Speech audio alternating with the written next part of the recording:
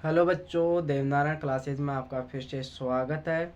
तो मेरे प्यारे बच्चों, नवोदय एग्ज़ाम की तैयारी करने वाले बच्चों के लिए हम टॉपिक स्टार्ट करने वाले हैं। पहला टॉपिक हमारा होगा नवोदय एग्ज़ाम का, जो संख्या प्रणाली से स्टार्ट करते हैं। नवोदय एग्ज़ाम की तैयारी करने वाले बच्चों के लिए इम्पोर्टेंट टॉपिक हमारा स्टार्ट कर रहे हैं। 2024 के लिए इम्पोर्टेंट चलेगा ये टॉपिक। ठीक है मेरे प्यारे बच्चों, तो चलते हम बिना किसी देरी के स्टार्ट करते हैं हमारे टॉपिक को। पहला हमारा टॉपिक होगा संख्या प्रणाली। नवोदय एग्जाम के लिए इम्पोर्टेंट टॉपिक है संख्या प्रणाली। संख्या प्रणाली दो प्रकार की होती है, वैसे तीन प्रकार की मानते हैं, लेकिन अलग से टॉपिक लेकर चलें तो हम दो प्रकार की मानेंगे, लेकिन चलो तीनों को एक साथ हम बता देते हैं। पहला संख्या प्रणाली होती है भारतीय गणना प्रणाली। भारतीय गणना प्रणाली। दूसरी होती है अंतर्राष्ट्रीय गणना प्रणाली। दूसरी कौन सी होती है? अंतर्राष्ट्रीय गणना प्रणाली। तीसरी होती है रोमन गणना प्रणाली। रोमन गणना प्रणाली। पहली हमारी होगी राष्ट्रीय गणना प्रणाली। इसे हम दार्शनिक गणना प्रणाली भी कहते हैं, राष्ट्रीय को भारतीय गणना प्रणाली भी कहते हैं, और इसे हम हिंदू अरबी गणना प्रणाली के नाम से भी जानते हैं। दूसरी हमारी होती है अंतर्राष्ट्रीय गणना प्रणाली, और तीसरी होती है हमारी रोमन गणना प्रणाली।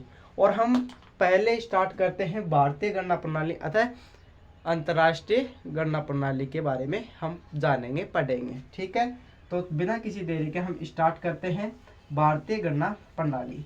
आपको जैसे कोई संख्या लिखित में दे अगला एग्जामिनर, जैसे 24, 25, 23, 716 आपको दे कि इसे हिंदू अरबी प्रणाली में लिखो और पढ़ा कैसे जाएगा, ये एग्जामिनर आपसे पूछता है। तो आपको करना क्या है, राष्ट्रीय गणना प्रणाली में हम पहले 3 के जगह आगे कोमा लगाते हैं और फिर 2-2 का जोड़ा लगाकर हम कोमा लगा देते हैं।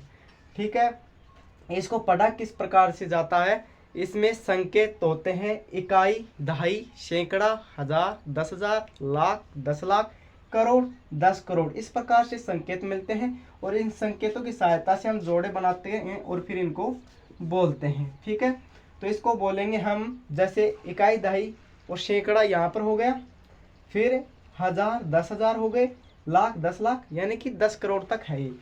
तो 24 करोड़ 25 लाख 23,716 हम इसको पढ़ेंगे। ठीक है, इस प्रकार भारतीय गणना प्रणाली के बारे में पढ़ते हैं। तो पहले तो हमें संख्याओं का ज्ञान होना चाहिए कि किस प्रकार हम संख्या लिखते हैं, किस प्रकार इनको पढ़ते हैं। इसके बाद में हमारा जो मेन टॉपिक आता है वो होता है स्थानीय मान। इसके बाद में हम स्थानीय मान ज्ञात करने की जो विधियां हैं वो पढ़ते हैं। तो स्थानीय मान किस प्रकार पढ़ेंगे ये हम जानते हैं, किस प्रकार स्थानीय मान को पढ़ते हैं। ठीक है, स्थानीय मान की बात करें तो इसमें स्थानीय मान, जैसे मैं आपको कोई संख्या दे देता हूं, 2,51,000, 2,51,000 आपके बीच में संख्या है, और इसमें मैं आपसे पूछता हूं कि मुझे 5 का स्थानीय मान बताइए। तो 5 का स्थानीय मान क्या होगा? तो 5 के आगे जितने डिजिट हैं, जितने नंबर हैं, उनके जो है जीरो, उतने ही जीरो 5 के आगे लगा देने हैं आपको।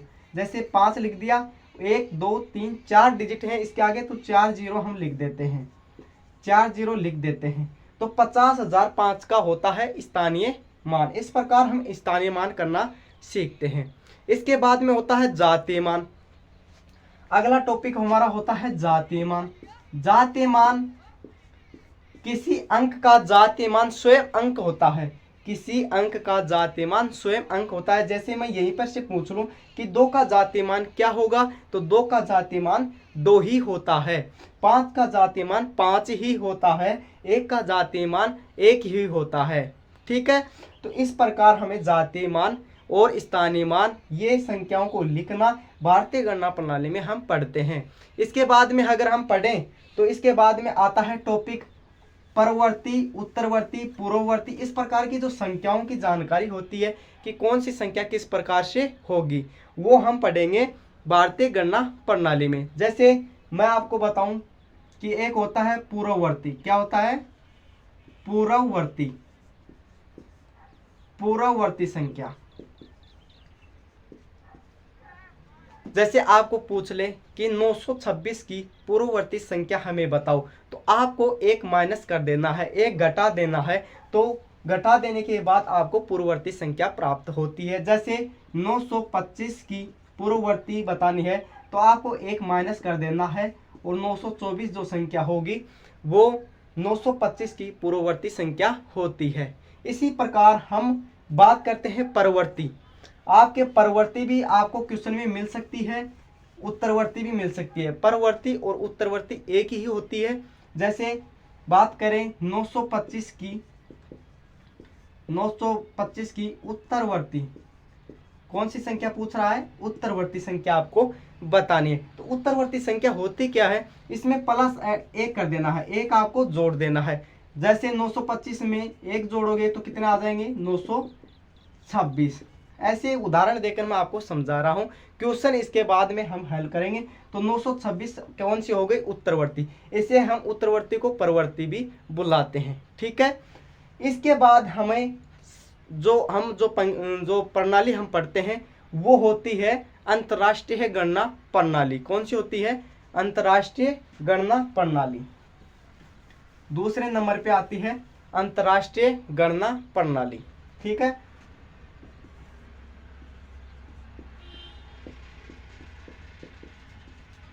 अंतर्राष्ट्रीय गणना प्रणाली। अंतर्राष्ट्रीय गणना प्रणाली में क्या होता है? जो हम अलग विराम यानी कि कोमा लगाते हैं, वो जैसे राष्ट्रीय गणना प्रणाली में हमने लगाया कि पहले 3 की जगह 3 को छोड़कर कोमा लगाया, फिर 2 का, इस प्रकार हम चलते हैं। इसमें 3 का ही बनता है। जैसे कोई संख्या आपको दे दूं मैं,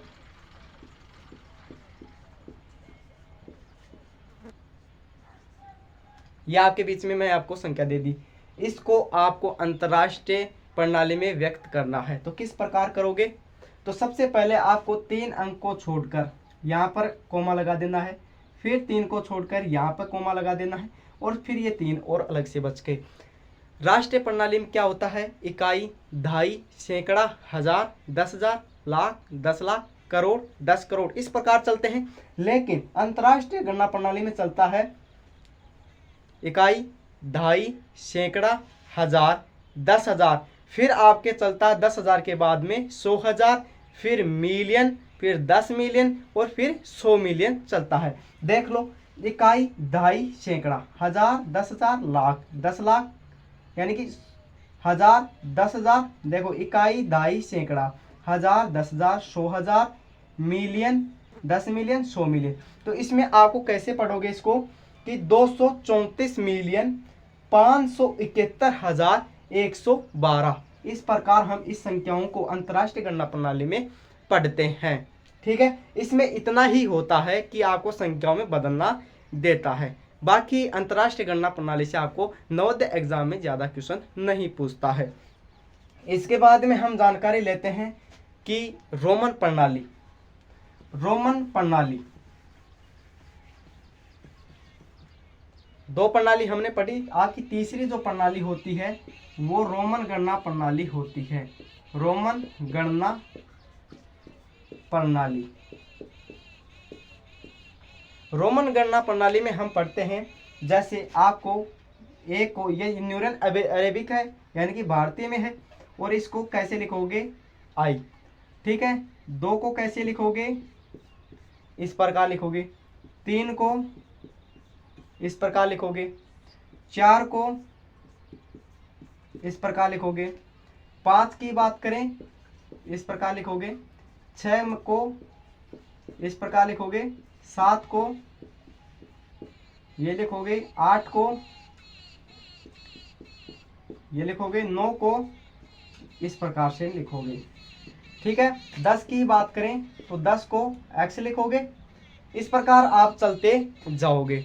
बात करें फिर आगे कैसे होगा, तो आगे तो यही चलेगा, सेम जोड़ेगा तो क्या 10 20 इस प्रकार के जो है वर्ड्स ये आपके साथ जुड़ते हैं, जिसमें आपको मुख्यतः मैं बताऊं LCDM आपको याद कर लेना है। LCDM याद करना है। L तो बोलते हैं 50 को, C बोलते हैं 100 को, D बोलते हैं 500 को और M बोलते हैं 1000 को।